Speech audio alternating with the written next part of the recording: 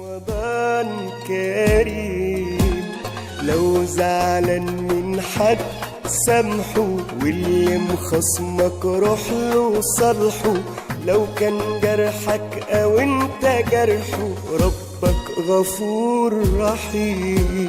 رمضان كريم. الله أكرم. وعشان الشهر الكريم لو زعلتك بقصد أو من غير قصد سامحني، وأنا ربنا شاهد إني مسامحك وبحبك في الله.